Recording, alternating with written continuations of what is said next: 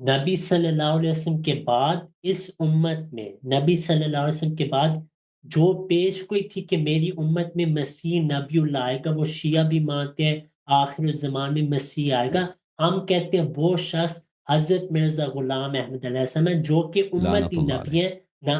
لعنت اللہ علیک وعلی ائمتک، جو آپ نے اپنے لعنت اللہ فرض علیک امام وعلی بنائے ہوئے تھے۔ ابویک، لعنت اللہ علیک، دیکھیں لعنت اللہ علیک، اپنے نکل جاؤ یہاں سے، شرائط بھاگ کی جاؤ یہاں سے، مخالفت بھاگ کر جاؤ۔ دی ہے، لعنتیں میں نے وہ شروع شرط کر مانا دی ہی ہے، نہیں ہے، لعنت اللہ میں نے کب علیک، بولا کہ میں نے اپنے تیرے شرط کو مانا امام کو لائے منازع کے لیے جو ہے؟ چھپے ہوئے چلیں ہیں، بھائی چلیں، یہ ان کو ذلیل لائے آدمی، منازع کے لیے۔ بھاگ جاؤ، بھاگ جاؤ دیکھیں یہاں سے بھاگ ذلیل جائیں۔ آدمی، بھاگ جاؤ یہاں سے ذلیل آدمی۔ تم نے اس کو علیہ السلام نہیں بول سکتے بھائی، تم نے مجھ سے مانگا تھا، بولا تھا کہ تیرے شرائط کیا ہیں، میرے شرائط یہ ہم کسی کی توہین نہیں کریں گے تو، لیکن تم کو ایک کافر، مرتد، زندیق، ملحد، ایک نجس زناکار شخص کو، یعنی مرزا غلام، اس کو ادھر علیہ السلام نہیں کہہ سکتے، اس کے نام لے لو، ہم اس کی توہین نہیں کریں گے، علیہ السلام نہیں کہہ سکتے اس کو۔